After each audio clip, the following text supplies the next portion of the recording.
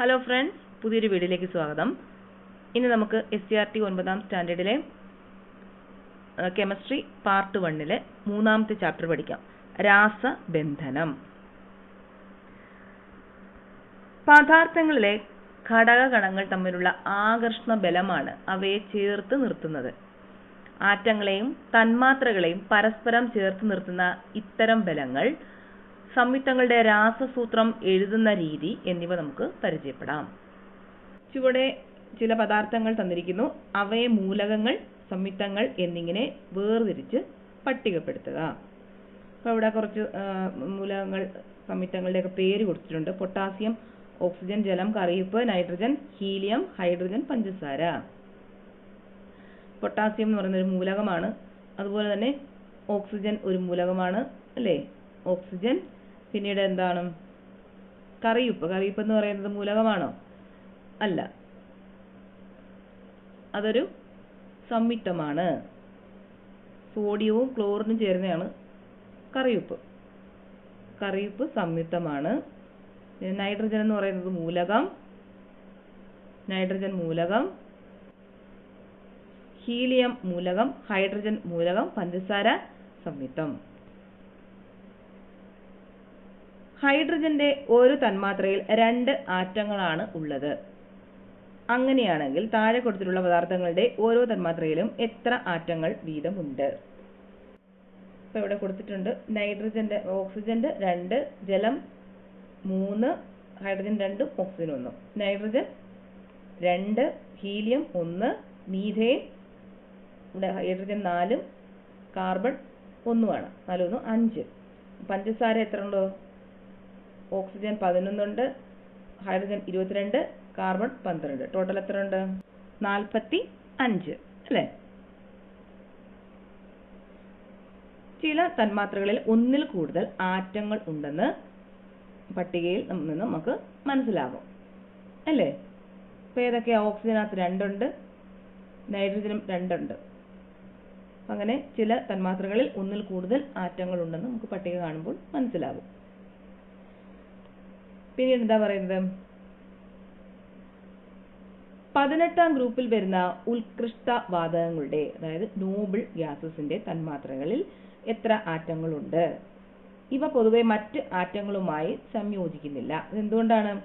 അതിന്റെ ബാഹിതമ ഷെല്ലിൽ 8 ഇലക്ട്രോണുകൾ ഉള്ളതുകൊണ്ടാണ്. അപ്പൊ ഹീലിയം ഒഴിച്ചുള്ള ബാക്കി എല്ലാ നോബിൾ ഗ്യാസസിന്റെയും ബാഹിതമ ഷെല്ലിൽ എത്ര ഇലക്ട്രോണുകളുണ്ട്? 8 ഇലക്ട്രോണുകളുണ്ട്. അപ്പൊ 8 ഇലക്ട്രോണുകൾ വരുമ്പോൾ എന്താണ്? അത് സ്ഥിരത കൈവരിക്കും. അപ്പൊ സ്ഥിരത കൈവരിച്ച മൂലകങ്ങൾ പിന്നീട് എന്ത് ചെയ്യുന്നില്ല? രാസപ്രവർത്തനത്തിൽ ഏർപ്പെടുന്നില്ല. അതുകൊണ്ടാണ് ഇവ പൊതുവെ മറ്റ് ആറ്റങ്ങളുമായിട്ട് സംയോജിക്കാത്തത്. ഏതൊക്കെയാണ്? Neon, argon, krypton, xenon, radon. Neon, argon, krypton, xenon, radon. ഇതൊക്കെയാണ് ഉത്കൃഷ്ട വാതകങ്ങൾ അഥവാ നോബിൾ ഗ്യാസസ്. ഹീലിയം ഒഴികെയുള്ള ഉത്കൃഷ്ട വാതകങ്ങളുടെ ബാഹിതമ ഷെല്ലിൽ എത്ര ഇലക്ട്രോണുകൾ ഉണ്ട്? എത്ര എണ്ണം ഉണ്ട്? 8 ഇലക്ട്രോണുകൾ ഉണ്ട്. ഉത്കൃഷ്ട വാതകങ്ങളിൽ ഉള്ളതുപോലെ ബാഹിതമ ഷെല്ലിൽ 8 ഇലക്ട്രോണുകൾ വരുന്ന ക്രമീകരണം അഷ്ടക വിന്യാസം എന്നറിയപ്പെടുന്നു. അപ്പം ഉത്കൃഷ്ട വാതകങ്ങളിൽ ഉള്ളതുപോലെ ബാഹിതമ ഷെല്ലിൽ 8 ഇലക്ട്രോണുകൾ വരുന്ന ക്രമീകരണത്തിന് പറയുന്ന പേരാണ് അഷ്ടക വിന്യാസം. അഷ്ടക വിന്യാസം. ബാഹിതമ ഷെല്ലിൽ അഷ്ടക വിന്യാസമുള്ള ആറ്റങ്ങൾക്ക് കൂടുതൽ സ്ഥിരതയുള്ളതായി കാണപ്പെടുന്നു. അങ്ങനെയുള്ളവ സാധാരണയായി രാസപ്രവർത്തനത്തിൽ പങ്കെടുക്കാൻ വിമുഖത കാണിക്കുന്നു. ഇക്കാരണത്താൽ ഉത്കൃഷ്ടവാതകങ്ങളെ അലസവാതകങ്ങൾ എന്നും വിളിക്കാറുണ്ട്. അപ്പൊ എന്തുകൊണ്ടാണ് ഉത്കൃഷ്ടവാതകങ്ങളെ അലസവാതകങ്ങൾ എന്ന് വിളിക്കുന്നത്? അവയുടെ ബാഹിതമ ഷെല്ലിൽ 8 ഇലക്ട്രോണുകൾ ഉള്ളത് കാരണം അവ സ്ഥിരത കൈവരിക്കുന്നു. അതുകൊണ്ട് രാസപ്രവർത്തനത്തിൽ ഏർപ്പെടുന്നില്ല. അതുകൊണ്ടാണ് ഇവയെ അലസവാതകങ്ങൾ എന്ന് വിളിക്കുന്നത്. ഹീലിയത്തിന്റെ അറ്റോമിക നമ്പർ 2 ആണ്. ഹീലിയം ആറ്റത്തിന്റെ 1ാം ഷെല്ലിൽ ഉൾക്കൊള്ളാവുന്ന പരമാവധി ഇലക്ട്രോണുകളുടെ എണ്ണം 2 ആണ്. ആയതിനാൽ ഹീലിയത്തിന്റെ 2 ഇലക്ട്രോൺ സംവിധാനം മറ്റ് ഉത്കൃഷ്ടവാതകങ്ങളുടേതുപോലെ സ്ഥിരതയുള്ളതാണ്. അപ്പോൾ എന്താ ഹീലിയത്തിന്റെ കാര്യത്തിൽ പറയുന്നത്? ഹീലിയത്തിന്റെ ആറ്റോമിക നമ്പർ എത്രയാണ്? 2 ആണ്. ഹീലിയം ആറ്റത്തിന്റെ ഒന്നാം ഷെല്ലിൽ ഉൾക്കൊള്ളാവുന്ന പരമാവധി ഇലക്ട്രോണുകളുടെ എണ്ണവും 2 ആണ്. ആയതിനാൽ ഹീലിയത്തിന്റെ 2 ഇലക്ട്രോൺ സംവിധാനം മറ്റ് ഉത്കൃഷ്ടവാതകങ്ങളുടേതുപോലെ സ്ഥിരതയുള്ളവയാണ്. അതുകൊണ്ടാണ് ഹീലിയവും രാസപ്രവർത്തനത്തിൽ ഏർപ്പെടാത്തത്. ഇനി ഇവിടെ മഗ്നീഷ്യത്തിന്റെയും ഓക്സിജന്റെയും ഇലക്ട്രോൺ വിന്യാസം ഇവിടെ കൊടുത്തിട്ടുണ്ട്.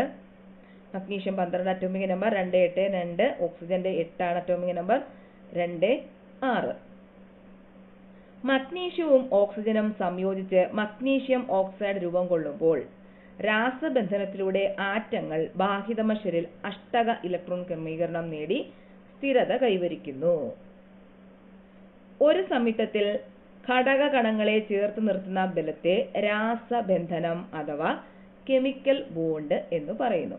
അപ്പോൾ മഗ്നീഷ്യവും ഓക്സിജനും തമ്മിൽ ചേർന്ന് മഗ്നീഷ്യം ഓക്സൈഡ് ഉണ്ടാകുമ്പോൾ മഗ്നീഷ്യത്തിന്റെ ഭാഗിതമ ഷെല്ലിൽ എത്ര ഇലക്ട്രോൺ ആണുള്ളത്? 2 ഇലക്ട്രോൺ ആണുള്ളത് അല്ലേ? 2, 8, 2. അപ്പോൾ 2 ഇലക്ട്രോൺ ആണുള്ളത്. ഇവിടെ ഓക്സിജന്റെയോ 2, 6. അപ്പോൾ 6 ആണ് ഓക്സിജന്റെ ഭാഗിതമ ഷെല്ലിൽ ഉള്ളത്. അപ്പോൾ ഇവ രണ്ടും സംയോജിക്കുമ്പോൾ ഇത് രണ്ടും കൂടെ ചേരുമ്പോൾ എത്രയാവും? 8 ആകും അല്ലേ? മഗ്നീഷ്യം ഓക്സൈഡും കൂടെ ചേരുമ്പോൾ ഭാഗിതമ ഷെല്ലിലെ ഇലക്ട്രോണിന്റെ എണ്ണം 8 ആകുന്നു. അങ്ങനെ അത് സ്ഥിരത കൈവരിക്കുന്നു. ഒരു സംയുക്തത്തിൽ കണങ്ങളെ ചേർത്ത് നിർത്തുന്ന ബലത്തെ രാസബന്ധനം എന്ന് പറയുന്നു. അപ്പൊ ഈ രണ്ടിലെ ഇലക്ട്രോൺ അങ്ങോട്ടും ഇങ്ങോട്ടും ഷെയർ ചെയ്ത് ഇതിനെ ചേർത്ത് നിർത്തുന്ന ഈ ബലത്തിന് പറയുന്ന പേരാണ് രാസബന്ധനം അഥവാ കെമിക്കൽ ബോണ്ട്. അടുത്തത് അയോണിക ബന്ധനം. കറയുപ്പിന്റെ രാസനാമം സോഡിയം ക്ലോറൈഡ് എന്നാണ്. സോഡിയം ക്ലോറൈഡിലെ ഘടക മൂലകങ്ങൾ ഏതെല്ലാം? ഏതാണ്? സോഡിയവും ക്ലോറിനും. സോഡിയത്തിന്റെ അറ്റോമിക നമ്പർ 11 ആണ് അല്ലേ? അപ്പൊ അതിന്റെ ഇലക്ട്രോൺ വിന്യാസം എങ്ങനെ വരും? 2, 8, 1 എന്ന് വരും. സോഡിയം ആറ്റത്തിന്റെ ബാഹിതമ ഷെല്ലിൽ എത്ര ഇലക്ട്രോണുകൾ ഉണ്ട്? എത്ര ഇലക്ട്രോണാണ് ഉള്ളത്? 1 ഇലക്ട്രോൺ ആണ് സോഡിയത്തിന്റെ ബാഹിതമ ഷെല്ലിൽ ഉള്ളത്. 1 ഇലക്ട്രോൺ ആണ് ഉള്ളത്. സോഡിയം ആറ്റത്തിന് അഷ്ടക ഇലക്ട്രോൺ വിന്യാസം നേടാൻ എന്താണ് മാർഗം? അപ്പൊ സോഡിയവും ക്ലോറിനുമായിട്ട് ചേരുന്നു. ക്ലോറിന്റെ അറ്റോമിക നമ്പർ 17 ആണ്. ക്ലോറിന്റെ അറ്റോമിക നമ്പർ 17. അപ്പൊ അതിന്റെ ഇലക്ട്രോൺ വിന്യാസം എന്ന് പറയുന്നത് എങ്ങനെയാ? 2, 8, 7.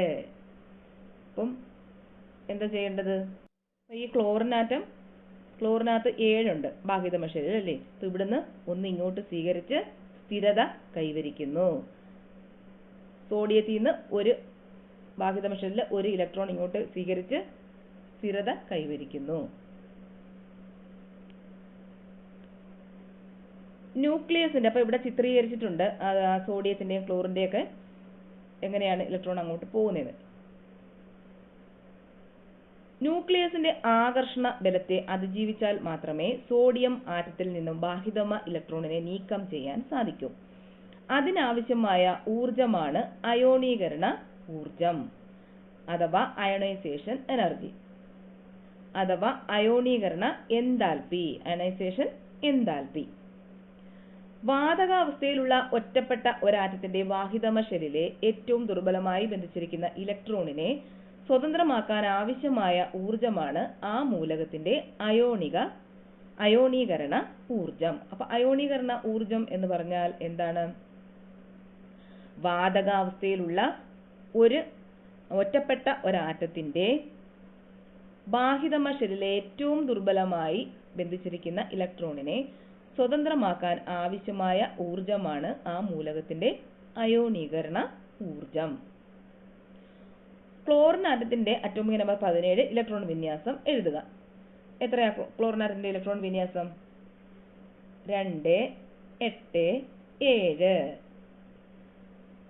ഇതിന്റെ അഷ്ടക ഇലക്ട്രോൺ വിന്യാസം പൂർത്തിയാക്കാൻ എത്ര ഇലക്ട്രോൺ ആവശ്യമാണ്? ഭാഗിതമ ഷെല്ലിൽ 7 ഇലക്ട്രോൺ ഉണ്ട്. അപ്പം അഷ്ടക ഇലക്ട്രോൺ വിന്യാസം പൂർത്തിയാക്കാൻ 1 ഇലക്ട്രോൺ ആണ് ഇവിടെ ആവശ്യമുള്ളത്.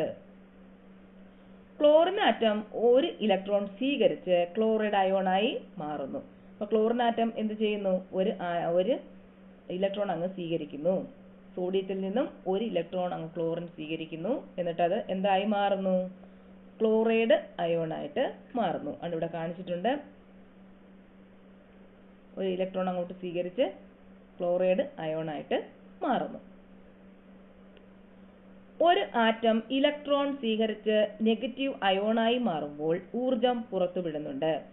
ഈ ഊർജ വ്യത്യാസത്തെ ഇലക്ട്രോൺ ആർജിത എൻതാൽപ്പി എന്ന് വിളിക്കുന്നു. ഇലക്ട്രോൺ ഗെയിൻ എൻതാൽപ്പി, ഇലക്ട്രോൺ ആർജിത എൻതാൽപ്പി അഥവാ ഇലക്ട്രോൺ ഗെയിൻ എൻതാൽപ്പി. എന്താണ് ഇലക്ട്രോൺ ആർജിത എൻതാൽപ്പി എന്ന് പറഞ്ഞാൽ? ഒരു ആറ്റം ഇലക്ട്രോൺ സ്വീകരിച്ച് നെഗറ്റീവ് അയോണായി മാറുമ്പോൾ ഊർജം പുറത്തുവിടുന്നുണ്ട്. ഈ ഊർജ വ്യത്യാസത്തെ ഇലക്ട്രോൺ ആർജിത എൻതാൽപ്പി എന്ന് വിളിക്കുന്നു. ഒരു നിർവീര്യമായ വാതക ആറ്റത്തിലേക്ക് ഒരു ഇലക്ട്രോൺ ചേർത്ത് അതിനെ ഒരു നെഗറ്റീവ് അയോണാക്കി മാറ്റുന്ന പ്രവർത്തനത്തിൽ പുറത്തുവിടുന്ന ഊർജത്തെ ഇലക്ട്രോൺ ആർജിത എൻതാൽപ്പി എന്ന് വിളിക്കുന്നു. സോഡിയം ക്ലോറൈഡ് രൂപീകരണത്തിൽ ഓരോ മൂലക ആറ്റത്തിലും നടക്കുന്ന ഇലക്ട്രോൺ കൈമാറ്റം ഷെല്ലുകളിലെ ഇലക്ട്രോൺ ക്രമീകരണത്തിലൂടെ ചിത്രീകരിച്ചിരിക്കുന്നു. കണ്ടോ? സോഡിയവും ക്ലോറിനും. സോഡിയത്തിന്റെ ബാഹ്യതമ ഷെല്ലിൽ എത്ര ഇലക്ട്രോൺ ഉണ്ട്? 1 ഇലക്ട്രോൺ ആണുള്ളത്. ക്ലോറിനാണെങ്കിലോ 7 ഇലക്ട്രോൺ ഉണ്ട്. അപ്പൊ എന്ത് ചെയ്യും? സോഡിയത്തിൽ നിന്നും 1 ഇലക്ട്രോൺ ക്ലോറിൻ അങ്ങ് സ്വീകരിക്കുന്നു. അങ്ങനെ സോഡിയം ക്ലോറൈഡ് ആയിട്ട് മാറുന്നു. രാസപ്രവർത്തനത്തിന് ശേഷം സോഡിയം ആറ്റം Na പോസിറ്റീവ് അയോണായും ക്ലോറിൻ ആറ്റം Cl നെഗറ്റീവ് അയോണായും മാറുന്നു. അപ്പൊ എന്ത് ചെയ്യുന്നു? രാസപ്രവർത്തനത്തിന് ശേഷം എന്തോ സംഭവിക്കുന്നത്? Chlorine atom Na positive, positive എന്ന് പറയുമ്പോൾ ഒരെണ്ണം കൊടുക്കുന്നതാണ് പോസിറ്റീവ്, ഒരെണ്ണം മേടിക്കുന്ന ആള് നെഗറ്റീവ് ആണ്. അപ്പൊ ക്ലോറിൻ ആണ് മേടിച്ചത്, അപ്പൊ അത് Cl നെഗറ്റീവ് ആവും, ക്ലോറിൻ നെഗറ്റീവ് അയോണുമായി മാറുന്നു. Electron dot diagram. മൂലകത്തിന്റെ പ്രതീകത്തിന് ചുറ്റും ബാഹ്യതമ ഷെല്ലിലെ ഇലക്ട്രോണുകളെ കുത്തുകൾ ഉപയോഗിച്ച് ചിത്രീകരിക്കുന്ന രീതി ആദ്യമായി അവലംബിച്ചത് ഗിൽബർട്ട് എൻ ലൂയിസ് ആണ്. അപ്പൊ ആരാണ്? Gilbert N Lewis. മൂലകത്തിന്റെ പ്രതീകത്തിന് ചുറ്റും ബാഹ്യതമ ഷെല്ലിലെ ഇലക്ട്രോണുകളെ കുത്തുകൾ ഉപയോഗിച്ച് അഥവാ ഡോട്ടുകൾ ഉപയോഗിച്ച് ചിത്രീകരിക്കുന്ന രീതി ആദ്യമായി അവലംബിച്ചത് ആരാണ്? ഗിൽബർട്ട് എൻ ലൂയിസ് ആണ്. കുത്തുകൾക്ക് പകരം ഗുണന ചിഹ്നങ്ങളും ഉപയോഗിക്കാറുണ്ട്. മൂലകത്തിന്റെ പ്രതീകത്തിന് ചുറ്റും ബാഹ്യതമ ഷെല്ലിലെ ഇലക്ട്രോണുകളെ മാത്രമാണ് രേഖപ്പെടുത്തുന്നത്. ഇവിടെ സോഡിയം ആറ്റത്തിന്റെ ഇലക്ട്രോൺ ഡോട്ട് ഡയഗ്രാം കൊടുത്തിരിക്കുന്നു. ഉണ്ടോ? ബാഹ്യതമ ഷെല്ലിലെ ഒരു ഇലക്ട്രോൺ ആണ് ഇവിടെ സോഡിയത്തിന്റെ Na എന്ന് പറഞ്ഞാൽ സോഡിയമാണ്. സോഡിയത്തിന്റെ മുകളിൽ ഒരു കുത്തായിട്ട് കാണിച്ചിരിക്കുന്നത്. അപ്പൊ ക്ലോറിൻ ആറ്റത്തിന്റെ എങ്ങനെയായിരിക്കും? 7 എണ്ണം ഉണ്ട്. അപ്പം ക്ലോറിന് Cl എന്ന് എഴുതിയിട്ട് അതിന്റെ 407 ഇലക്ട്രോൺ ഇങ്ങനെ ഡോട്ടായിട്ട് കാണിച്ചിരിക്കും. അതാണ് ഡോട്ട് ഡയഗ്രാം. ആരാണ് അത് കൊണ്ടുവന്നത്? ആദ്യമായിട്ട് ഗിൽബർട്ട് ന്യൂട്ടൺ ലൂയിസ് ആണ് ഡോട്ട് ഡയഗ്രാം ആവിഷ്കരിച്ചത്. ഗിൽബർട്ട് ന്യൂട്ടൺ ലൂയിസ് കാലിഫോർണിയ യൂണിവേഴ്സിറ്റിയിലെ ഡീൻ ആയിരുന്ന ഗിൽബർട്ട് ന്യൂട്ടൺ ലൂയിസ് ഒരു ഭൗതിക രസതന്ത്രജ്ഞൻ ആയിരുന്നു. ഇലക്ട്രോൺ ജോഡി, സഹസംയോജക ബന്ധനം എന്നീ ആശയങ്ങൾ മുന്നോട്ട് വെച്ചത് അദ്ദേഹമായിരുന്നു. ആറ്റങ്ങളുടെയും തന്മാത്രകളുടെയും ഇലക്ട്രോൺ ഡോട്ട് ഘടന അദ്ദേഹത്തിന്റെ സംഭാവനയായിരുന്നു. താപഗതികം, പ്രകാശ രാസപ്രവർത്തനങ്ങൾ, ഐസോടോപ്പുകളെ വേർതിരിക്കൽ എന്നീ മേഖലകളിലും നിരവധി സംഭാവനകൾ നൽകിയിട്ടുണ്ട്. ആപേക്ഷികത, ക്വാണ്ടം ഭൗതികത എന്നിവ പ്രധാന ഗവേഷണ മേഖലകളായിരുന്നു. ആസിഡുകളെയും ബേസുകളെയും കുറിച്ചുള്ള നിർവചനവും അദ്ദേഹം നൽകുകയുണ്ടായി. വികിരണോർജ്ജത്തിന്റെ ഏറ്റവും ചെറിയ കണികയ്ക്ക് ഫോട്ടോൺ എന്ന പേര് നൽകിയതും ലൂയിസ് ആണ്. അപ്പൊ ഇതൊന്ന് നോട്ട് ചെയ്തേക്കുക.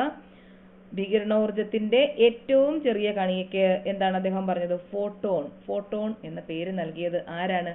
ഗിൽബർട്ട് ന്യൂട്ടൺ ലൂയിസ് ആണ്. വികിരണോർജ്ജത്തിന്റെ ഏറ്റവും ചെറിയ കണികയ്ക്ക് എന്താണ് പേര് നൽകിയത്? ഫോട്ടോൺ. ആരാണ്? Gilbert Newton Lewis. Sodium chloride രൂപീകരണത്തിന്റെ ഇലക്ട്രോൺ ഡോട്ട് ഡയഗ്രാമും സോഡിയം ക്ലോറൈഡ് രൂപീകരണത്തിന്റെ ഷെല്ലുകളിലെ ഇലക്ട്രോൺ ക്രമീകരണത്തിനായുള്ള ചിത്രീകരണവും കാണിച്ചിട്ടുണ്ട്. പട്ടിക പൂർത്തിയാക്കാനാണ് പറയുന്നത്. സോഡിയം ക്ലോറൈഡ് രൂപീകരണത്തിൽ സോഡിയം ഒരു ഇലക്ട്രോണിനെ വിട്ടുകൊടുത്ത് സോഡിയം അയോണായി മാറുന്നു. ക്ലോറിൻ ഒരു ഇലക്ട്രോണിനെ സ്വീകരിച്ച് ക്ലോറൈഡ് അയോൺ ആയി മാറുന്നു. അപ്പോൾ ക്ലോറൈഡ് ആകുമ്പോഴത്തേക്ക് അത് നെഗറ്റീവാണ്, കൊടുക്കുന്ന ആള് പോസിറ്റീവാണ്. സോഡിയം പോസിറ്റീവും ക്ലോറിൻ നെഗറ്റീവും, സ്വീകരിക്കുന്ന ആള് നെഗറ്റീവുമാണ്. രാസപ്രവർത്തനത്തിൽ ഇലക്ട്രോണുകളെ വിട്ടുകൊടുത്ത് ഉണ്ടാകുന്ന പോസിറ്റീവ് അയോണുകളെ കാറ്റിയോണുകൾ എന്നും ഇലക്ട്രോണുകൾ സ്വീകരിച്ച് ഉണ്ടാകുന്ന നെഗറ്റീവ് അയോണുകളെ ആനയോണുകൾ എന്നും വിളിക്കുന്നു. എന്താണ് കാറ്റയോൺ എന്ന് പറഞ്ഞാൽ? ഇലക്ട്രോണുകളെ വിട്ടുകൊടുത്തുണ്ടാകുന്ന പോസിറ്റീവ് അയോണുകളെയാണ് കാറ്റയോണുകൾ എന്ന് പറയുന്നത്. ഇലക്ട്രോൺ സ്വീകരിച്ച് ഉണ്ടാകുന്ന നെഗറ്റീവ് അയോണുകളെയാണ് ആനയോണുകൾ എന്ന് പറയുന്നത്. സോഡിയം ക്ലോറൈഡിൽ സോഡിയം അയോണിനെയും ക്ലോറൈഡ് അയോണിനെയും ചേർത്ത് നിർത്തുന്നത് അയോണിക ബന്ധനമാണ്. വിപരീത ചാർജുകളുള്ള അയോണുകൾ തമ്മിലുള്ള വൈദ്യുത ആകർഷണമാണ് അയോണിക സംയുക്തത്തിൽ അയോണുകളെ ചേർത്ത് നിർത്തുന്നത്.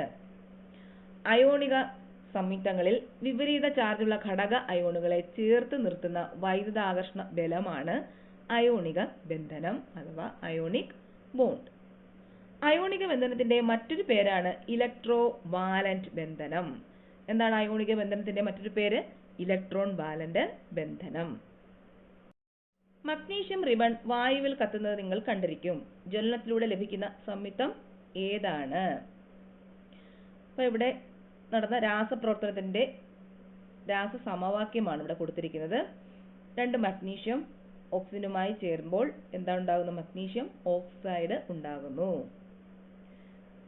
വായുവിൽ കത്തുമ്പോൾ വായുവിൽ ആരാ ഉള്ളത്? ഓക്സിജൻ. ഓക്സിജനുമായിട്ട് ചേരുമ്പോൾ എന്താണ് ഉണ്ടാകുന്നത്? മഗ്നീഷ്യം ഓക്സൈഡ് ആണ് ഉണ്ടാകുന്നത്. അപ്പോൾ ഇവിടെ ജ്വലനത്തിലൂടെ ലഭിക്കുന്ന സംയുക്തം ഏതാണ്? മഗ്നീഷ്യം ഓക്സൈഡ് ആണ്. മഗ്നീഷ്യം ഓക്സൈഡ് രൂപീകരണത്തിന്റെ ഇലക്ട്രോൺ ഡോട്ട് ഡയഗ്രാം ചുവടെ നൽകിയിരിക്കുന്നു. അപ്പൊ നോക്കാം. അപ്പൊ മഗ്നീഷ്യത്തിന്റെ അറ്റോമിക് നമ്പർ 12 ആണ്. അപ്പൊ അതിന്റെ ഇലക്ട്രോൺ വിന്യാസം നോക്കൂ. 2 8 2 എന്നാണ്. 2 8 2. ഓക്സിജന്റെ 2 6. അപ്പൊ 8 അല്ലേ? ഓക്സിജന്റെ അറ്റോമിക് നമ്പർ 8 ആണ്. അപ്പൊ 2 6 ഇവിടെ 2 8 2. അപ്പൊ ഇതിന് സ്ഥിരത കൈവരിക്കണമെങ്കിൽ എത്ര ഇലക്ട്രോൺ ആവശ്യമുണ്ട്? 2 എണ്ണം ആവശ്യമുണ്ട്. അതായത് ഓക്സിജന് സ്ഥിരത, ഓക്സിജൻ ആണല്ലോ 6 ഉള്ളത്, ഇവിടെ 2 ആണുള്ളത്. അപ്പോൾ 2 എണ്ണം ഇങ്ങോട്ട് കിട്ടിയാൽ സ്ഥിരത കൈവരിക്കും. അപ്പോൾ ഇവിടുത്തെ സംയുക്തത്തിൽ എന്താണ്? മഗ്നീഷ്യം ഓക്സൈഡിന് ഈ മഗ്നീഷ്യത്തിൽ നിന്ന് 2 ഇലക്ട്രോൺ എങ്ങോട്ട് പോയി? ഓക്സിജനിലേക്ക്. ഓക്സിജൻ അങ്ങ് സ്വീകരിച്ചു. കണ്ടോ? ഓക്സിജൻ അങ്ങ് സ്വീകരിച്ച് മഗ്നീഷ്യം ഓക്സൈഡ് ആയിട്ട് മാറി.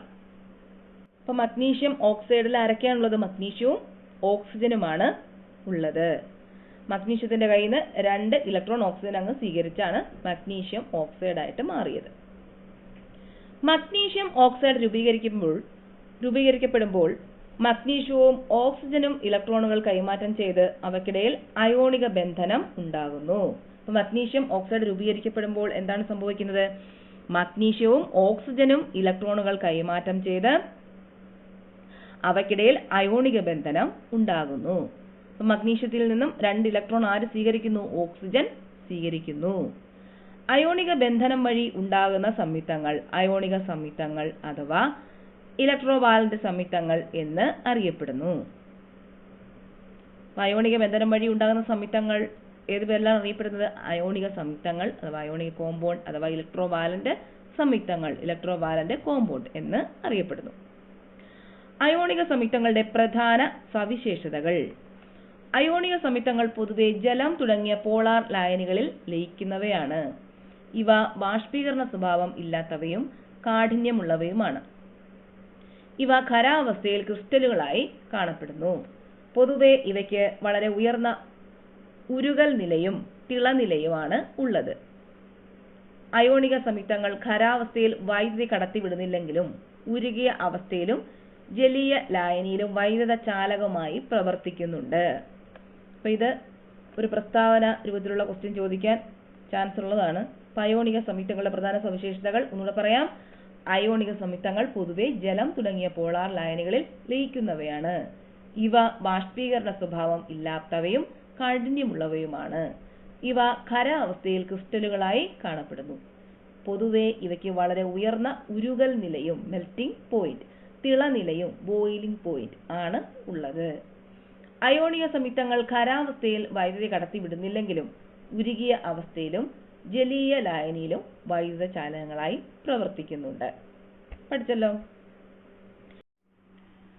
അടുത്തത് സഹസംയോജക ബന്ധനം. Hydrogen, oxygen, nitrogen, fluorine, chlorine എന്നിവയുടെ തന്മാത്രകൾ രൂപം കൊണ്ടിരിക്കുന്നത് 2 ആറ്റങ്ങൾ ചേർന്നാണെന്ന് നിങ്ങൾക്കറിയാം ആണല്ലോ. Hydrogen H2, oxygen O2, nitrogen N2, fluorine F2, chlorine Cl2. ഇത്തരം ദ്വയാറ്റോമിക തന്മാത്രകളിൽ ആറ്റങ്ങൾ തമ്മിൽ ചേർന്ന് നിൽക്കുന്നതിനുള്ള കാരണം എന്ത്? അപ്പോൾ ഇവിടെ ഫ്ലൂറിൻ തന്മാത്ര എങ്ങനെയാണ് രൂപപ്പെടുന്നതെന്ന് കൊടുത്തിട്ടുണ്ട്. അപ്പോൾ അതിന്റെ ഇലക്ട്രോൺ വിന്യാസ ചിത്രീകരണമാണ് ഇവിടെ കൊടുത്തിരിക്കുന്നത്. ഫ്ലൂറിന്റെ ഭാഗിതമ എത്രയാണ്? ഫ്ലൂറിന്റെ ആറ്റോമിക നമ്പർ 9 ആണ്. അപ്പോൾ ഭാഗിതമ ഷെല്ലിൽ ഇലക്ട്രോൺ വിന്യാസം എന്ന് പറയുന്നത് 2, 7 ആണ് അല്ലേ? ഭാഗിതമ ഷെല്ലിൽ 7 ഇലക്ട്രോൺ ആണ് ഇവിടെ ഉള്ളത്. ഭാഗിതമ ഷെല്ലിൽ എത്ര ഇലക്ട്രോൺ ഉണ്ട്? 7 ഇലക്ട്രോൺ ആണ് ഫ്ലൂറിൻ ആറ്റത്തിന് ഉള്ളത്. അപ്പോൾ എത്ര എണ്ണം കിട്ടിയ സ്ഥിരതയാവും? 1 ഇലക്ട്രോൺ ഇങ്ങോട്ട് കിട്ടിക്കഴിഞ്ഞാൽ സ്ഥിരത കിട്ടും, അഷ്ടക വിന്യാസം ലഭിക്കും. ഒരു ഫ്ലൂറിൻ ആറ്റത്തിൽ നിന്നും മറ്റൊരു ഫ്ലൂറിൻ ആറ്റത്തിലേക്ക് ഇലക്ട്രോൺ കൈമാറ്റം സാധ്യമാണോ? അങ്ങനെയാണെങ്കിൽ അഷ്ടക വിന്യാസം നേടാൻ ആറ്റങ്ങൾക്കിടയിൽ എന്ത് തരം ക്രമീകരണമായിരിക്കും നടന്നിട്ടുണ്ടാവുക? അപ്പം അതാണ് ഇവിടെ കൊടുത്തിട്ടുണ്ട്. 2 ഫ്ലൂറിൻ ആറ്റങ്ങൾ ഇങ്ങനെ നിൽക്കുന്നു. അപ്പോൾ ഇതെങ്ങനെയാ ചേരുന്നത്? ഈ 2 ഇലക്ട്രോണുകൾ കണ്ട് ഇവിടത്തെ ഒരെണ്ണവും ഇപ്പുറത്തെ ഒരെണ്ണവും കൂടെ ഇങ്ങനെ അങ്ങോട്ടും ഇങ്ങോട്ടും അങ്ങ് ഷെയർ ചെയ്യും. കണ്ടതാണ്ട് ഇതിനകത്ത് കാണിച്ചിട്ടുണ്ട്. രണ്ടും കൂടെ ഷെയർ ചെയ്യുമ്പോഴത്തേക്ക് ഇവിടെ അഷ്ടകം പൂർത്തിയാകും, 8 ഇലക്ട്രോൺ ആവും. അപ്പോൾ ഫ്ലൂറിൻ തന്മാത്രയിലെ 2 ഫ്ലൂറിൻ ആറ്റങ്ങൾ രാസബന്ധനത്തിൽ ഏർപ്പെട്ടിരിക്കുന്നത് എങ്ങനെയാണെന്ന് വ്യക്തമാക്കുന്ന ഇലക്ട്രോൺ ഡോട്ട് ഡയഗ്രാം. അപ്പോൾ ഇവിടെ ഒരെണ്ണം ഇപ്പുറത്തെ ഒരെണ്ണവും കൂടെ അങ്ങോട്ടും ഇങ്ങോട്ടും അങ്ങ് ഷെയർ ചെയ്തു. ഇലക്ട്രോണുകൾ പങ്കുവെച്ചാണ് അഷ്ടക വിന്യാസം പൂർത്തിയാക്കിയിട്ടുള്ളത്. ഓരോ ഫ്ലൂറിൻ ആറ്റവും എത്ര ഇലക്ട്രോണാണ് പങ്കുവെക്കുന്നത്? 1 ഇലക്ട്രോൺ. ഫ്ലൂറിൻ തന്മാത്രയിലെ രാസബന്ധനത്തിൽ എത്ര ജോഡി ഇലക്ട്രോണുകളാണ് പങ്കുവെക്കപ്പെട്ടത്? 1 ജോഡി അല്ലേ? 1 ഇലക്ട്രോൺ വീതം, അപ്പം 1 ജോഡി ഇലക്ട്രോൺ. ഫ്ലൂറിൻ തന്മാത്രയിൽ ഇലക്ട്രോൺ പങ്കുവെക്കലിലൂടെയാണ് ആറ്റങ്ങൾ രാസബന്ധനത്തിൽ ഏർപ്പെട്ടിരിക്കുന്നത്. ഇലക്ട്രോൺ പങ്കുവെക്കലിലൂടെ ഉണ്ടാകുന്ന രാസബന്ധനത്തെ സഹസംയോജക ബന്ധനം എന്താണ് പറയുന്നത്? സഹസംയോജക ബന്ധനം എന്ന് പറയുന്നു. Covalent bond. 1 ജോഡി ഇലക്ട്രോൺ പങ്കുവെക്കുന്നതിലൂടെ ഉണ്ടാകുന്ന സഹസംയോജന ബന്ധനം ഏകബന്ധനം. 1 ജോഡി ആറ്റങ്ങൾ പങ്കുവെക്കുന്നതിന് എന്ത് പറയുന്നത്? ഏകബന്ധനം അഥവാ സിംഗിൾ ബോണ്ട് എന്ന് പറയുന്നു. തന്മാത്രയിലെ ആറ്റങ്ങൾക്കിടയിൽ ചെറിയ വര ഉപയോഗിച്ച് ഏകബന്ധനം സൂചിപ്പിക്കാം.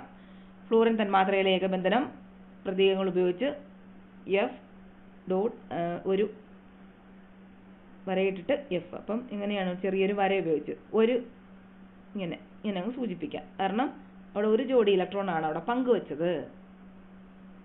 ദ്വയാറ്റോമിക തന്മാത്രയായ ഓക്സിജനിൽ രാസബന്ധനം എങ്ങനെയായിരിക്കും? 6 ആണ് അല്ലേ വരുന്നത്? ഭാഗിതമ ഷെല്ലിൽ 6 ആണ് ഓക്സിജന്റെ വരുന്നത്.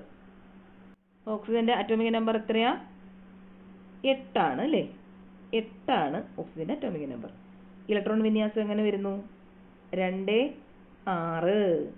അപ്പൊ എത്ര ഇലക്ട്രോൺ കിട്ടിയാലാണ് അവിടെ സ്ഥിരത വരുന്നത്?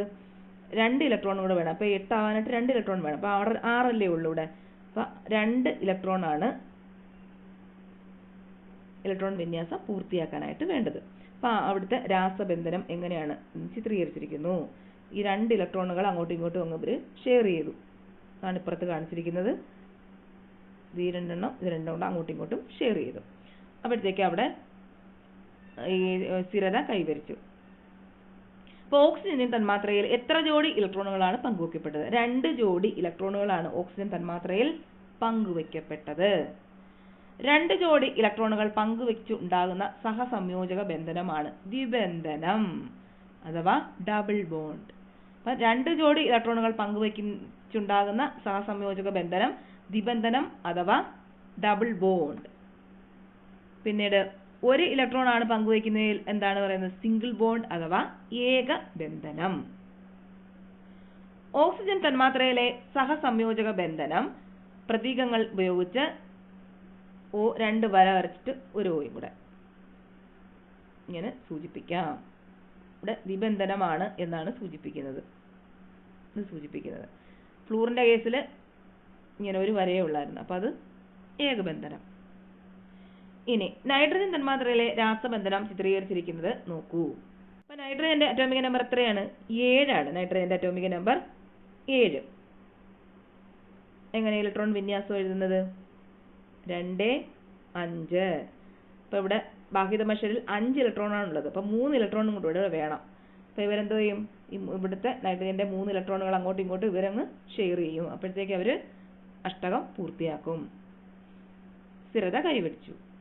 എത്ര ജോഡി ഇവിടെ അഷ്ടക വിന്യാസം പൂർത്തിയാക്കാൻ എത്ര ജോഡി ഇലക്ട്രോണുകളാണ് പങ്കുവച്ചിരിക്കുന്നത്? 3 ജോഡി ഇലക്ട്രോണുകളാണ് ഇവിടെ പങ്കുവച്ചിരിക്കുന്നത് നൈട്രജന്റെ കേസിൽ വരുമ്പോൾ. അപ്പോൾ 3 ജോഡി ഇലക്ട്രോണുകൾ പങ്കുവച്ചുണ്ടാകുന്ന സഹസംയോജന ബന്ധനമാണ് ത്രിബന്ധനം. അപ്പോൾ 3 ജോഡി ഇലക്ട്രോണുകൾ പങ്കുവച്ചുണ്ടാകുന്ന സഹസംയോജന ബന്ധനത്തിന് പറയുന്ന പേര് ത്രിബന്ധനം അഥവാ ട്രിപ്പിൾ ബോണ്ട്. നൈട്രജൻ തന്മാത്രയിലെ സഹസംയോജക ബന്ധനം പ്രതീകങ്ങൾ ഉപയോഗിച്ച് സൂചിപ്പിക്കുന്നത് എങ്ങനെയാ? 3 എണ്ണം അല്ലയോ, അപ്പൊ 3 വര വരയ്ക്കണം, അത്രയേ ഉള്ളൂ കാര്യം. ത്രിബന്ധനമാകുമ്പോൾ 3 വര, 2 വരയാകുമ്പോൾ എന്താണ്? ദ്വിബന്ധനം. ഓക്സിജന്റെ കേസിൽ 2 വരെയാണ് വരച്ചത്, ദ്വിബന്ധനം. ഫ്ലൂറിന്റെ ആകുമ്പോഴോ ഏകബന്ധനം, 1 വരയേ ഉള്ളൂ, ഏകബന്ധനം. ഹൈഡ്രജൻ തന്മാത്രയിലെ രാസബന്ധനം ഇലക്ട്രോൺ ഡോട്ട് ഡയഗ്രാം ഉപയോഗിച്ച് ചിത്രീകരിക്കുക. അപ്പൊ എങ്ങനെയാ? ഹൈഡ്രജന്റെ അറ്റോമിക് നമ്പർ 1 ആണ് അല്ലേ? 1 ആണ്. ഒരു ഹൈഡ്രജനും കൂടെ ചേരുമ്പോൾ ഒരു ഹൈഡ്രജൻ. അപ്പൊ രണ്ടാകുമ്പോഴല്ലേ അവർ സ്ഥിരത വരുന്നത്. ഇത് രണ്ടും കൂടെ അങ്ങോട്ടും ഇങ്ങോട്ടും അങ്ങ് സഹസംയോജന ബന്ധനത്തിൽ ഏർപ്പെടും. അങ്ങനെ അവർ സ്ഥിരത കൈവരിക്കും. ഇവിടെ ഹൈഡ്രജൻ ആറ്റങ്ങൾക്കിടയിൽ ഒരു ജോഡി ഇലക്ട്രോണുകളുടെ പങ്കുവെക്കലിലൂടെ ഏകബന്ധനം ഉണ്ടാവുകയും തൊട്ടടുത്ത ഉത്കൃഷ്ടവാതകമായ ഹീലിയത്തിന്റെ ഇലക്ട്രോൺ ക്രമീകരണം നേടി സ്ഥിരത കൈവരിക്കുകയും ചെയ്യുന്നു. H2, N2, O2, F2 എന്നീ മൂലക തന്മാത്രകളിലെ സഹസംയോജന ബന്ധനം മനസ്സിലാക്കിയല്ലോ. ചില സംയുക്ത തന്മാത്രകളിലെ രാസബന്ധനം കൂടി നോക്കാം. ഹൈഡ്രജൻ ക്ലോറൈഡ് തന്മാത്രയിലെ രാസബന്ധനം. അപ്പോൾ ഹൈഡ്രജൻ ക്ലോറൈഡിലെ രാസബന്ധനമാണ് ഇവിടെ കാണിച്ചിരിക്കുന്നത്. ഇവിടെ ഹൈഡ്രജനും ക്ലോറിനും ഇടയിൽ ഒരു ജോഡി ഇലക്ട്രോണുകൾ പങ്കുവച്ചിരിക്കുന്നതായി മനസ്സിലാക്കാം. അതുകൊണ്ട് ഹൈഡ്രജൻ ക്ലോറൈഡിൽ ഏകബന്ധനമാണ് ഉള്ളത്. ജലതന്മാത്രയിലെ രാസബന്ധനം ചിത്രീകരിച്ചിരിക്കുന്നു. അപ്പം നോക്ക്, ഓക്സിജന് 2 ഇലക്ട്രോൺ വേണം. സ്ഥിരത കൈവരിക്കാൻ ഓക്സിജന് എത്ര ഇലക്ട്രോൺ വേണം? 2 ഇലക്ട്രോൺ വേണം. അപ്പോൾ ഇവിടെ 2 ഹൈഡ്രജൻ ഉണ്ടല്ലോ. അപ്പോൾ ഒരു ഹൈഡ്രജനിൽ നിന്ന് ഒരു ഇലക്ട്രോൺ മേടിച്ചു, ഇപ്പുറത്തു നിന്ന് ഒരെണ്ണം മേടിച്ചു. അങ്ങനെ ഇത് രണ്ടും കൂടെ അങ്ങോട്ടും ഇങ്ങോട്ടും ഷെയർ ചെയ്ത് എടുത്തു. അപ്പോൾ ഇവിടെ എത്ര സഹസംയോജക ബന്ധനങ്ങളാണ് രൂപപ്പെട്ടിരിക്കുന്നത്? 2 എണ്ണമാണ് രൂപപ്പെട്ടിരിക്കുന്നത്. സഹസംയോജക ബന്ധനം വഴി ഉണ്ടാകുന്ന സംയുക്തങ്ങളെ സഹസംയോജക സംയുക്തങ്ങൾ എന്ന് വിളിക്കുന്നു. അലോഹ മൂലകങ്ങൾ തമ്മിൽ സംയോജിക്കുമ്പോൾ സാധാരണയായി സഹസംയോജക സംയുക്തമാണ് ഉണ്ടാകുന്നത്. സഹസംയോജക സംയുക്തങ്ങളുടെ പൊതു സവിശേഷതകൾ. സഹസംയോജക സംയുക്തങ്ങൾ ഖരം, ദ്രാവകം, വാതകം എന്നീ 3 അവസ്ഥകളിലും കാണപ്പെടുന്നു. അപ്പോൾ ഇതും ഒരു പ്രസ്താവന ക്വസ്റ്റ്യൻ ചോദിക്കാനായിട്ട് ചാൻസ് ഉള്ളതാണ്. സഹസംയോജക സംയുക്തങ്ങൾ ഖരം, ദ്രാവകം, വാതകം എന്നീ 3 അവസ്ഥകളിലും കാണപ്പെടുന്നു. ഇവ പൊതുവെ ജലത്തിൽ ലയിക്കുന്നില്ല.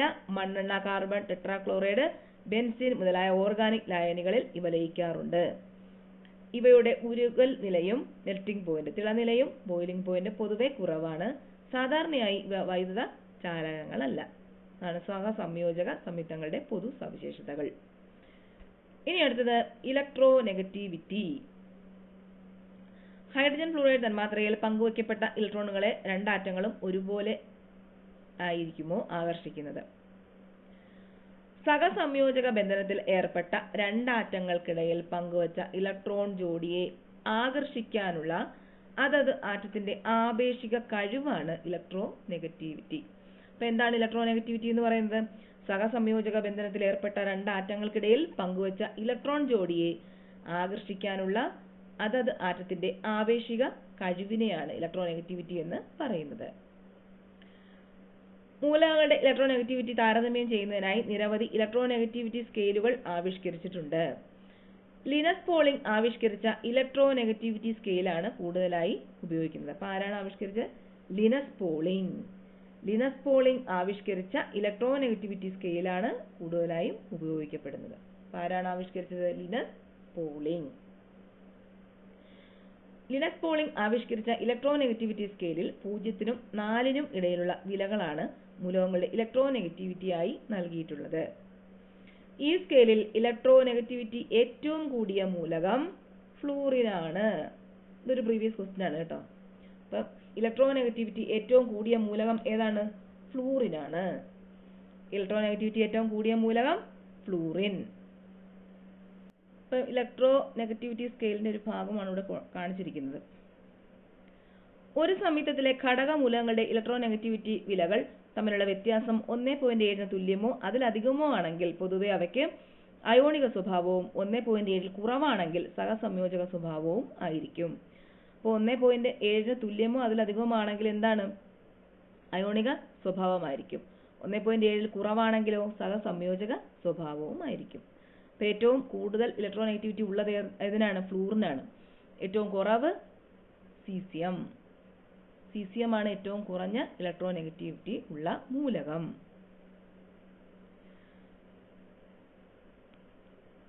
പോളാർ സ്വഭാവം. ദ്വയാറ്റോമിക മൂലക തന്മാത്രയിലെ 2 ആറ്റങ്ങൾക്കും ഇലക്ട്രോനെഗറ്റിവിറ്റി തുല്യമായതിനാൽ പങ്കുവയ്ക്കപ്പെടുന്ന ഇലക്ട്രോൺ ജോഡിയെ അവ തുല്യമായി ആകർഷിക്കുന്നു. ഉദാഹരണത്തിന് ഹൈഡ്രജൻ, നൈട്രജൻ, ഓക്സിജൻ എന്നിവ. എന്നാൽ സംയുക്ത തന്മാത്രകളിൽ ഇങ്ങനെയല്ല. ഇവിടെ ഹൈഡ്രജൻ ക്ലോറൈഡ് തന്മാത്രയുടെ കാര്യമാണ് പറയുന്നത്. ഇലക്ട്രോനെഗറ്റിവിറ്റി കൂടിയ ക്ലോറിൻ ആറ്റം പങ്കുവയ്ക്കപ്പെട്ട ഇലക്ട്രോൺ ജോഡിയെ കൂടുതൽ ആകർഷിക്കും. ഇതിന്റെ ഫലമായി ക്ലോറിന് ഭാഗിക നെഗറ്റീവ് ചാർജും ഹൈഡ്രജന് ഭാഗിക പോസിറ്റീവ് ചാർജും കൈവരുന്നു. ഇവിടെ കാണിച്ചിട്ടുണ്ട്. സോഡിയം ക്ലോറൈഡിൽ ക്ലോറിനാണ് ഇലക്ട്രോൺ നെഗറ്റിവിറ്റി കൂടുതലുള്ളത്. അപ്പോൾ എന്താണ്? പങ്കുവയ്ക്കപ്പെട്ട ഇലക്ട്രോണിനെ കൂടുതലായിട്ട് ക്ലോറിൻ അങ്ങോട്ട് ആകർഷിക്കും. അപ്പോൾ ഇതിന്റെ ഫലമായിട്ട് എന്ത് പറ്റും? ക്ലോറിന് ഭാഗികമായിട്ട് നെഗറ്റീവ് ചാർജും കിട്ടും, ഹൈഡ്രജന് ഭാഗികമായിട്ട് പോസിറ്റീവ് ചാർജും കിട്ടും. അപ്പോൾ അതാണ് ഇവിടെ കാണിച്ചിരിക്കുന്നത്. ആറ്റങ്ങളിൽ ഭാഗികമായി വിപരീത വൈദ്യുത ചാർജ് രൂപീകരിക്കപ്പെട്ട സഹസംയോജക തന്മാത്രകളെ പോളാർ തന്മാത്രകൾ എന്ന് വിളിക്കുന്നു. അപ്പോൾ എന്താണ്? ആറ്റങ്ങളിൽ ഭാഗികമായി വിപരീത വൈദ്യുത ചാർജ് രൂപീകരിക്കപ്പെട്ട സഹസംയോജക തന്മാത്രകളെ പോളാർ തന്മാത്രകൾ എന്നാണ് വിളിക്കുന്നത്. അപ്പോൾ ഏതൊക്കെയാണ് പോളാർ സംയുക്തങ്ങൾക്ക് ഉദാഹരണം? Carbon monoxide, hydrogen fluoride, hydrochloric acid, water, ammonia, NH3 ammonia. Polar സ്വഭാവവും തന്മാത്രകളുടെ ജ്യാമിതീയ ആകൃതിയും. സഹസംയോജക സംയുക്തങ്ങളുടെ പോളാർ സ്വഭാവം നിർണ്ണയിക്കുന്നതിൽ തന്മാത്രകളുടെ ജ്യാമിതീയ ആകൃതിയും ഒരു ഘടകമാണ്. Carbon dioxide, carbon tetrachloride, beryllium fluoride പോലെയുള്ള തന്മാത്രകളിൽ ആറ്റങ്ങളുടെ ഇലക്ട്രോനെഗറ്റിവിറ്റിയിൽ വലിയ വ്യത്യാസമുണ്ടെങ്കിലും അവ പോളാർ സ്വഭാവം പ്രകടിപ്പിക്കാത്തതിന് കാരണം ജ്യാമിതീയ ആകൃതിയുടെ പ്രത്യേകത മൂലമാണ്. ജലം ഒരു പോളാർ തന്മാത്ര. ജലം ഒരു പോളാർ തന്മാത്രയാണ്. ജലത്തിന് വിഭിന്ന സവിശേഷതകൾക്ക് കാരണം അതിന്റെ പോളാർ സ്വഭാവമാണ്. ഇവിടെ പറഞ്ഞായിരുന്നു ഏതൊക്കെയാണ് പോളാർ സംയുക്തങ്ങളെന്ന്. Carbon monoxide, hydrogen fluoride, sodium hydrogen chloride, പിന്നെ ജലം, അമോണിയ. അപ്പം ജലത്തിന്റെ വിഭിന്ന സവിശേഷതകൾക്ക് കാരണം എന്താണ്? അതിന്റെ പോളാർ സ്വഭാവമാണ്. തന്മാത്രയുടെ പോളാർ സ്വഭാവം മൂലം അവയ്ക്കിടയിൽ ഹൈഡ്രജൻ ബന്ധനം എന്ന സവിശേഷമായ ആകർഷണവും നിലനിൽക്കുന്നുണ്ട്. മോളിക്കുലാർ മാസ് കുറവായിരുന്നിട്ടും ജലം ദ്രാവകാവസ്ഥയിൽ ആയിരിക്കാൻ കാരണം ഇതാണ്. കാർബണികവും അകാർബണികവുമായ നിരവധി സംയുക്തങ്ങളെ ലയിപ്പിച്ച് സാർവിക ലായകമാക്കാൻ ജലത്തിന് കഴിയുന്നതിന്റെ കാരണവും ഈ പോളാർ സ്വഭാവമാണ്. അപ്പൊ ജലത്തിന്റെ പോളാർ സ്വഭാവം കൊണ്ട് എന്തൊക്കെയാണ് ഉണ്ടാകുന്നത്? ജലം ദ്രാവകാവസ്ഥയിൽ ആയിരിക്കാനുള്ള കാരണം പോളാർ സ്വഭാവമാണ്. കാർബണികവും അകാർബണികവുമായ നിരവധി സംയുക്തങ്ങളെ ലയിപ്പിച്ച് സാർവിക ലായകമാക്കാൻ ജലത്തിന് കഴിയുന്നതിന്റെ കാരണവും എന്താണ്? ജലത്തിന്റെ പോളാർ സ്വഭാവമാണ്. ഇനി ഹൈഡ്രജൻ ബന്ധനം, ഹൈഡ്രജൻ ബോണ്ടിങ്. ഉയർന്ന ഇലക്ട്രോനെഗറ്റിവിറ്റിയുള്ള ആറ്റവുമായി സഹസംയോജക ബന്ധനത്തിൽ ഏർപ്പെട്ടിരിക്കുന്ന ഹൈഡ്രജനിൽ ഭാഗിക പോസിറ്റീവ് ചാർജ് രൂപപ്പെടും. ഇങ്ങനെ ഭാഗിക പോസിറ്റീവ് ചാർജുള്ള ഹൈഡ്രജനും മറ്റൊരു തന്മാത്രയിലെയോ അതേ തന്മാത്രയിലെയോ ഇലക്ട്രോനെഗറ്റീവ് ആറ്റവും തമ്മിലുള്ള വൈദ്യുത ആകർഷണ ബലമാണ് ഹൈഡ്രജൻ ബന്ധനം. ജലത്തിന്റെ സവിശേഷ സ്വഭാവങ്ങൾക്ക് ഒരു കാരണം തന്മാത്രകൾക്കിടയിലുള്ള ഹൈഡ്രജൻ ബന്ധനമാണ്. ഐസിന്റെ സാന്ദ്രത ജലത്തിന്റേതിനേക്കാൾ കുറഞ്ഞിരിക്കുന്നതിന് കാരണവും ഹൈഡ്രജൻ ബന്ധനമാണ്. നോട്ട് ചെയ്തോ, ഐസിന്റെ സാന്ദ്രത ജലത്തിൻ്റെതിനേക്കാൾ കുറഞ്ഞിരിക്കുന്നതിനുള്ള കാരണം എന്താണ്? ഹൈഡ്രജൻ ബന്ധനമാണ്. ഫ്ലൂറിൻ, ഓക്സിജൻ, നൈട്രജൻ എന്നീ മൂലകങ്ങളുമായി സഹസംയോജക ബന്ധനത്തിൽ ഏർപ്പെട്ടിരിക്കുന്ന ഹൈഡ്രജനാണ് സാധാരണയായി ഹൈഡ്രജൻ ബന്ധനത്തിൽ ഏർപ്പെടുന്നത്. അമോണിയ, ഹൈഡ്രജൻ, ഫ്ലൂറൈഡ് എന്നീ തന്മാത്രകളും പ്രോട്ടീൻ, ന്യൂക്ലിക് ആസിഡ് എന്നീ ജൈവ തന്മാത്രകളും ഹൈഡ്രജൻ ബന്ധനമുള്ള തന്മാത്രകൾക്ക് ഉദാഹരണങ്ങളാണ്. അപ്പോൾ ഹൈഡ്രജൻ ബന്ധനമുള്ള തന്മാത്രകൾക്ക് ഉദാഹരണങ്ങൾ ഏതൊക്കെ എന്ന് ചോദിച്ചാൽ എന്ത് പറയും? അമോണിയ, ഹൈഡ്രജൻ, ഫ്ലൂറൈഡ് എന്നീ തന്മാത്രകളും പ്രോട്ടീൻ, ന്യൂക്ലിക് ആസിഡ് എന്നീ ജൈവ തന്മാത്രകളും. ഇനി അടുത്തത് സംയോജകത, വാലൻസി. ആറ്റങ്ങൾ തമ്മിൽ സംയോജിച്ച് തന്മാത്രകളാകുമ്പോൾ അവയ്ക്കിടയിൽ ഇലക്ട്രോൺ കൈമാറ്റം നടക്കുകയോ പങ്കുവെക്കുകയോ ചെയ്യുന്നു. രാസപ്രവർത്തനത്തിൽ ഏർപ്പെടുമ്പോൾ ഒരു ആറ്റം വിട്ടുകൊടുക്കുകയോ സ്വീകരിക്കുകയോ പങ്കുവെക്കുകയോ ചെയ്യുന്ന ഇലക്ട്രോണുകളുടെ എണ്ണമാണ് അതിന്റെ സംയോജകത. അപ്പൊ സംയോജകത എന്ന് പറഞ്ഞാൽ എന്താണ്? ഒരു രാസപ്രവർത്തനത്തിൽ ഏർപ്പെടുമ്പോൾ ഒരാറ്റം വിട്ടുകൊടുക്കുകയോ സ്വീകരിക്കുകയോ പങ്കുവെക്കുകയോ ചെയ്യുന്ന ഇലക്ട്രോണുകളുടെ എണ്ണത്തിനെയാണ് അതിന്റെ സംയോജകത എന്ന് പറയുന്നത്. നമ്മൾ പഠിച്ചല്ലോ, സോഡിയം ക്ലോറൈഡിന്റെ രൂപീകരണമൊക്കെ പഠിച്ചു. ഇവിടെ എന്താ സംഭവിച്ചത്? സോഡിയം ഒരു ഇലക്ട്രോണിനെ വിട്ടുകൊടുക്കുകയും ക്ലോറിൻ ഒരു ഇലക്ട്രോണിനെ സ്വീകരിക്കുകയും ചെയ്തു. അപ്പൊ അതുകൊണ്ട് സോഡിയത്തിന്റെയും ക്ലോറിന്റെയും സംയോജകത എന്തെന്ന് പറയാം? 1 വീതം ആയിരിക്കും. അപ്പോൾ ഒരു ഇലക്ട്രോണിനെ അല്ലേ വിട്ടുകൊടുക്കുകയും സ്വീകരിക്കുകയൊക്കെ ചെയ്തത്. അതുകൊണ്ട് അതിന്റെ സംയോജകത എന്താണെന്ന് എങ്ങനെ പറയാം? 1 വീതമാണെന്ന് പറയാം. ഹൈഡ്രജൻ ക്ലോറൈഡ് രൂപീകരണത്തിൽ ഹൈഡ്രജന്റെ ഒരു ഇലക്ട്രോണും ക്ലോറിന്റെ ഒരു ഇലക്ട്രോണുമാണ് ഹൈഡ്രജനും ക്ലോറിനും ഇടയിൽ പങ്കുവയ്ക്കപ്പെടുന്നത്. അതിനാൽ ഹൈഡ്രജന്റെയും ക്ലോറിന്റെയും സംയോജകത എത്രയാണ്? 1 ആണ്. ഇനി അന്തർ തന്മാത്രാ ബലങ്ങൾ, ഇന്റർമോളിക്കുലാർ ഫോഴ്സസ്.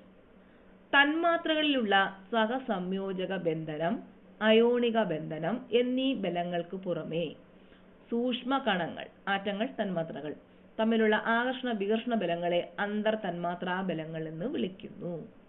അപ്പൊ എന്താണ് അന്തർ തന്മാത്രാ ബലങ്ങൾ എന്ന് പറഞ്ഞാൽ? തന്മാത്രകളിലുള്ള സഹസംയോജക ബന്ധനം, അയോണിക ബന്ധനം എന്നീ ബലങ്ങൾക്ക് പുറമെ സൂക്ഷ്മ കണങ്ങൾ, അതായത് ആറ്റങ്ങളും തന്മാത്രകളും തമ്മിലുള്ള ആകർഷണ വികർഷണ ബലങ്ങളെയാണ് അന്തർ തന്മാത്രാ ബലങ്ങൾ എന്ന് വിളിക്കുന്നത്. ഹൈഡ്രജൻ ബന്ധനം അന്തർ തന്മാത്രാ ബലത്തിന് ഉദാഹരണമാണ്. ഇനി വ്യത്യസ്ത സംയോജകത പ്രകടിപ്പിക്കുന്ന മൂലകങ്ങൾ. നിരവധി മൂലക ആറ്റങ്ങൾ വ്യത്യസ്ത സംയോജകതകൾ പ്രകടിപ്പിക്കുന്നുണ്ട്. അയൺ, കോപ്പർ, ഫോസ്ഫറസ് തുടങ്ങിയ മൂലകങ്ങൾ ഇതിന് ഉദാഹരണങ്ങളാണ്. അയണിന്റെ സംയുക്തങ്ങളിൽ അയൺ 2, 3 എന്നീ സംയോജകതകൾ പ്രകടിപ്പിക്കുന്നുണ്ട്. ഫെറിക് ക്ലോറൈഡിൽ FeCl3 അയണിന്റെ സംയോജകത എത്രയാണ്? 3 ആണ്. എന്നാൽ ഫെറസ് ക്ലോറൈഡിൽ FeCl2ൽ അയണിന്റെ സംയോജകത 2 ആണ്. കോപ്പർ 1, 2 എന്നീ സംയോജകതകൾ പ്രകടിപ്പിക്കുന്നുണ്ട്. കോപ്പർ സംയുക്തങ്ങളായ കുപ്രസ് ഓക്സൈഡിൽ Cu2O കോപ്പറിന്റെ സംയോജകത 1ഉം കുപ്രിക് ഓക്സൈഡിൽ CuOയിൽ സംയോജകത 2ഉമായിരിക്കും. ഫോസ്ഫറസിന്റെ ക്ലോറൈഡുകളായ PCl3ൽ ഫോസ്ഫറസിന്റെ സംയോജകത 3ഉം PCl5ൽ സംയോജകത 5ഉമാണ്. ഇനി രാസസൂത്രം. അപ്പം സംയുക്തങ്ങളെ മൂലക പ്രതീകങ്ങൾ ഉപയോഗിച്ച് ശാസ്ത്രീയമായി പ്രതിനിധീകരിക്കുന്നത് എങ്ങനെയാണ് നമ്മൾ നേരത്തെ പഠിച്ചു. എന്തൊക്കെയാ പഠിച്ചത്? Sodium chloride, calcium chloride, aluminium oxide തുടങ്ങിയവയൊക്കെ എഴുതുന്നത് എങ്ങനെയാണ് നമ്മൾ നേരത്തെ പഠിച്ചു. മൂലക പ്രതീകങ്ങൾ ഉപയോഗിച്ച് ഒരു തന്മാത്രയിലെ ആറ്റങ്ങളുടെ എണ്ണത്തെ സൂചിപ്പിക്കുന്ന രീതിയാണ് രാസസൂത്രം. എങ്ങനെയാണ് ഒരു സംയുക്തത്തിന്റെ രാസസൂത്രം രൂപീകരിക്കുക എന്ന് നമുക്ക് നോക്കാം. അപ്പോൾ ഇവിടെ മഗ്നീഷ്യവും ഫ്ലൂറിനും സംയോജിക്കുന്നതിൻ്റെയാണ് കാണിച്ചിരിക്കുന്നത്. മഗ്നീഷ്യത്തിന്റെ അറ്റോമിക് നമ്പർ 12 ആണ്. അപ്പോൾ ഇലക്ട്രോൺ വിന്യാസം എങ്ങനെ വരും? 2, 8, 2. ഫ്ലൂറിന്റെയോ 9 ആണ്. അപ്പോൾ 2, 7 എന്ന് വരും. വിട്ടുകൊടുക്കുകയോ സ്വീകരിക്കുകയോ ചെയ്യുന്ന ഇലക്ട്രോണുകളുടെ എണ്ണം. അപ്പോൾ മഗ്നീഷ്യം 2 ഇലക്ട്രോണിനെ വിട്ടുകൊടുക്കുകയാണ് ചെയ്യുന്നത്. അപ്പോൾ ഫ്ലൂറിൻ 1 ഇലക്ട്രോണിനെ സ്വീകരിക്കുന്നു. അപ്പോൾ ഇവിടെ ഒരു ഫ്ലൂറിനേ ഉള്ളൂ, ഒരെണ്ണം സ്വീകരിക്കാൻ വേറൊരു ഫ്ലൂറിനും കൂടെ വേണം. അപ്പോൾ 2 ഫ്ലൂറിനുണ്ടെങ്കിൽ ആ 2 ഇലക്ട്രോണിനെ സ്വീകരിക്കാം. അപ്പോൾ മഗ്നീഷ്യം വിട്ടുകൊടുത്ത ഇലക്ട്രോണുകളെ സ്വീകരിക്കാൻ എത്ര ഫ്ലൂറിനാറ്റങ്ങൾ വേണം? 2 ഫ്ലൂറിനാറ്റങ്ങൾ ആവശ്യമാണ്. മഗ്നീഷ്യം ഫ്ലൂറൈഡ് ഉണ്ടാകുമ്പോൾ ഒരു മഗ്നീഷ്യം ആറ്റം 2 ഫ്ലൂറിനാറ്റങ്ങളുമായാണ് സംയോജിക്കുക. അതുകൊണ്ട് മഗ്നീഷ്യം ഫ്ലൂറൈഡിന്റെ രാസസൂത്രം MgF2 ആയിരിക്കും. ആറ്റങ്ങളുടെ സംയോജകതയിൽ നിന്നും രാസസൂത്രം കണ്ടെത്തുന്നത് എങ്ങനെയാണെന്ന് നോക്കാം. അലൂമിനിയം ഓക്സൈഡിലെ ഘടകമൂലകങ്ങൾ ഏതൊക്കെയാണ്? അലൂമിനിയവും ഓക്സിജനുമാണ്. അലൂമിനിയം ഓക്സൈഡിന്റെ ഘടകമൂലകങ്ങൾ അലൂമിനിയവും ഓക്സിജനുമാണ്. അലൂമിനിയത്തിന്റെ സംയോജകത എത്ര? അറ്റോമിക് നമ്പർ 13 ആണ്. അലൂമിനിയത്തിന്റെ സംയോജകത 3 ആണ്. ഓക്സിജന്റെ സംയോജകത എത്ര? ഓക്സിജന്റെ 2 ആണ്. ഇലക്ട്രോനെഗറ്റിവിറ്റി കുറഞ്ഞ മൂലകത്തിന്റെ പ്രതീകം ആദ്യം വരത്തക്ക രീതിയിൽ ഘടകമൂലകങ്ങളുടെ പ്രതീകങ്ങൾ അടുത്തടുത്ത് എഴുതുക. ഇലക്ട്രോണിനെ സ്വീകരിക്കാനുള്ള കഴിവാണല്ലോ ഇലക്ട്രോനെഗറ്റിവിറ്റി. അപ്പോൾ ആരാണ് ഏറ്റവും ഇലക്ട്രോനെഗറ്റിവിറ്റി കൂടിയത്? ഇവിടെ ഓക്സിജനാണ്. അപ്പോൾ അലൂമിനിയമാണ് ആദ്യം എഴുതേണ്ടത്. അപ്പോൾ നമ്മൾ ഇവിടെ എഴുതിയിട്ടുണ്ട് AlO എന്ന് എഴുതി. ഓരോ മൂലകത്തിന്റെയും സംയോജകതകൾ പരസ്പരം മാറ്റി പാദാംഗമായി എഴുതുക. അപ്പോൾ ഓക്സിജന്റെ 2 ആയിരുന്നു, അത് അലൂമിനിയത്തിന്റെ താഴെ എഴുതി. അലൂമിനിയത്തിന്റെ 2, അലൂമിനിയത്തിന്റെ 3, ഓക്സിജന്റെ താഴെയും എഴുതി. ഇതിൽ നിന്നും അലൂമിനിയം ഓക്സൈഡിന്റെ രാസസൂത്രം Al2O3 ആണെന്ന് നമുക്ക് മനസ്സിലാക്കാം. ഇനി കാർബൺ ഡൈ ഓക്സൈഡിന്റെ രാസസൂത്രം. കാർബൺ ഡൈ ഓക്സൈഡിലെ ഘടകങ്ങൾ ഏതൊക്കെയാണ്? കാർബണും ഓക്സിജനുമാണ്. കാർബൺ ഡൈ ഓക്സൈഡിലെ ഘടകങ്ങൾ.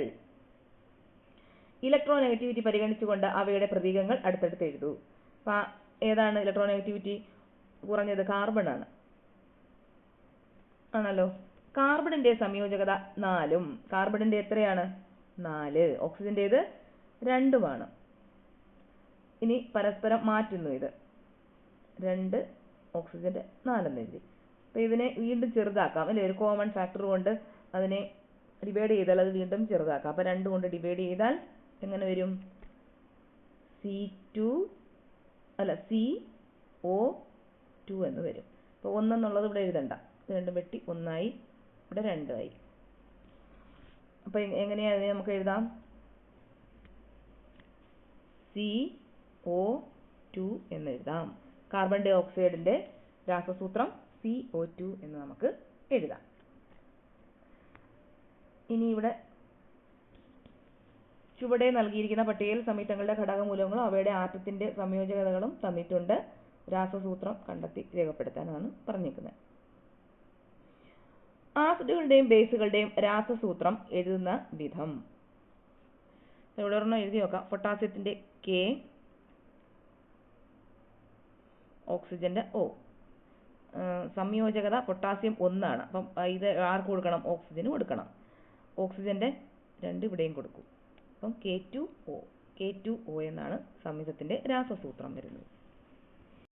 ഇനി ആസിഡുകളുടെയും ബേസുകളുടെയും രാസസൂത്രം എഴുതുന്ന വിധം. ആസിഡുകളെയും ബേസുകളെയും കുറിച്ച് മുൻ ക്ലാസ്സുകളിൽ പഠിച്ചിട്ടുണ്ട്. ജലത്തിൽ ലയിക്കുമ്പോൾ ആസിഡുകൾ സാധാരണയായി ഹൈഡ്രജൻ അയോണുകളും ജലത്തിൽ ലയിക്കുമ്പോൾ ആസിഡുകൾ ഹൈഡ്രജൻ അയോണുകളും ആൽക്കലികൾ ഹൈഡ്രോക്സിൽ അഥവാ ഹൈഡ്രോക്സൈഡ് അയോണുകളുമാണ് സ്വതന്ത്രമാക്കുന്നത്. ആസിഡുകളും ബേസുകളും തമ്മിൽ പ്രവർത്തിച്ച് ലവണവും ജലവും ഉണ്ടാകുന്നു.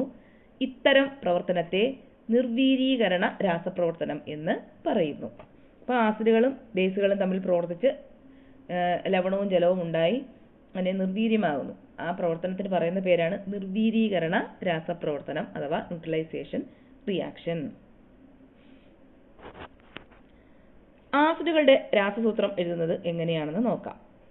ഹൈഡ്രോക്ലോറിക് ആസിഡിൽ നിന്നും ഏതെല്ലാം അയോണുകളാണ് ലഭിക്കുന്നത്?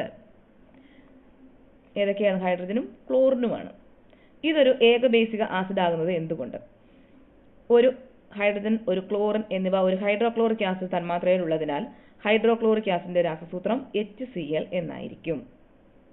സൾഫ്യൂരിക് ആസിഡിൽ നിന്ന് ലഭിക്കുന്ന അയോണുകൾ HSO4 2- എന്നിവയാണ്.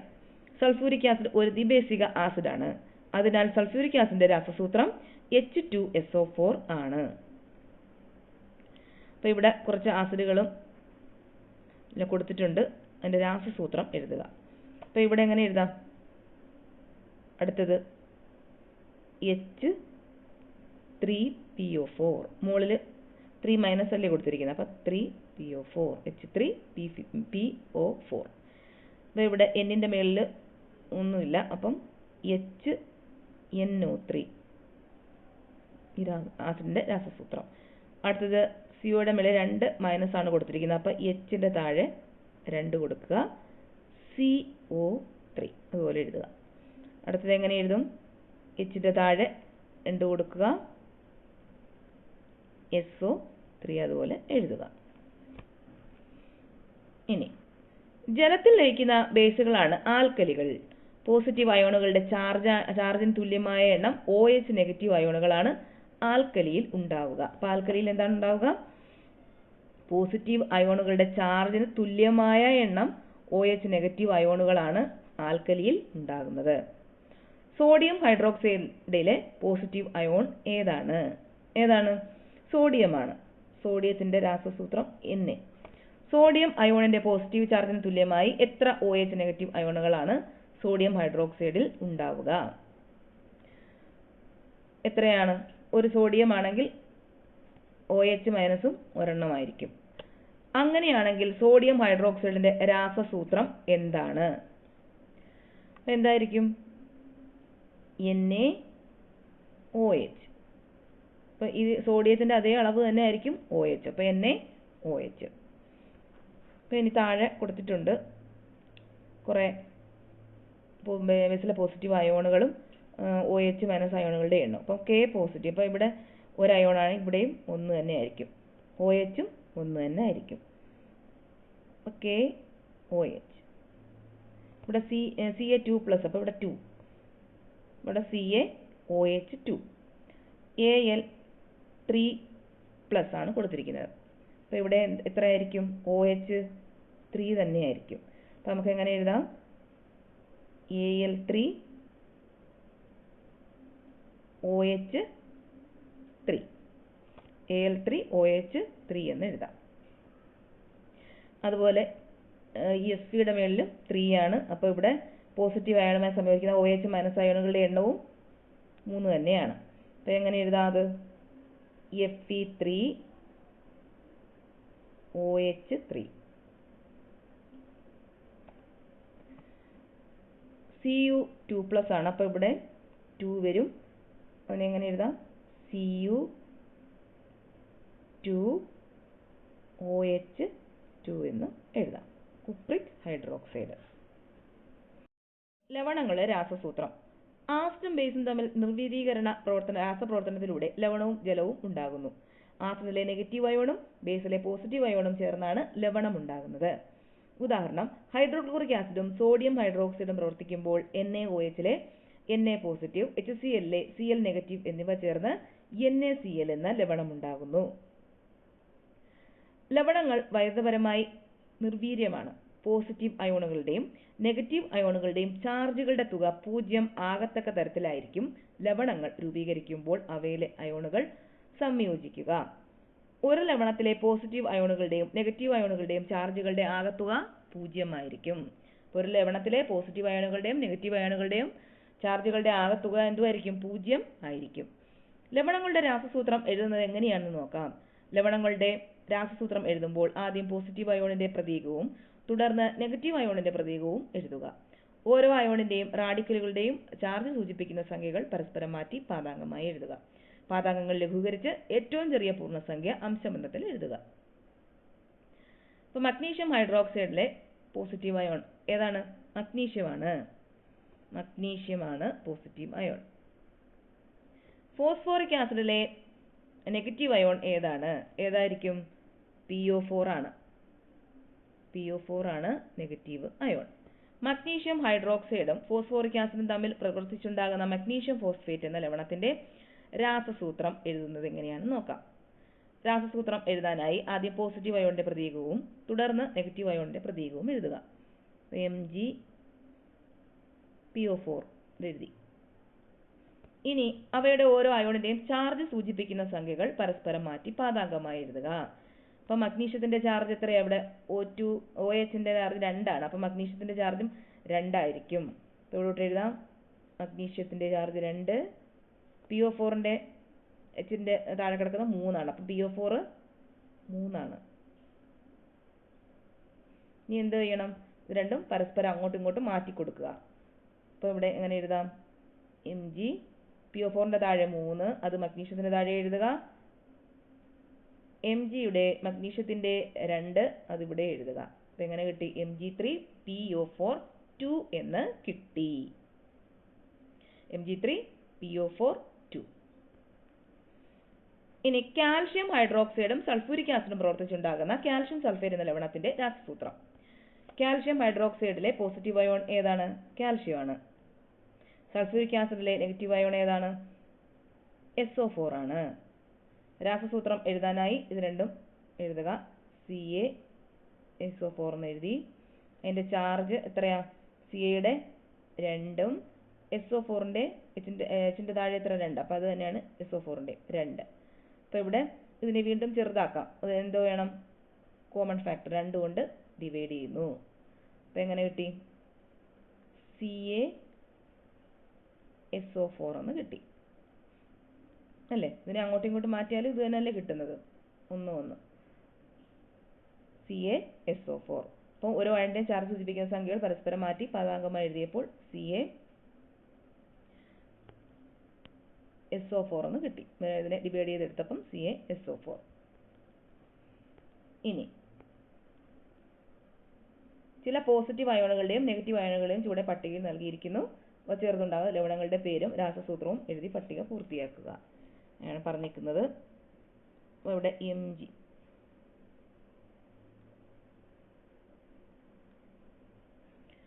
MgCl എന്ന് എഴുതി.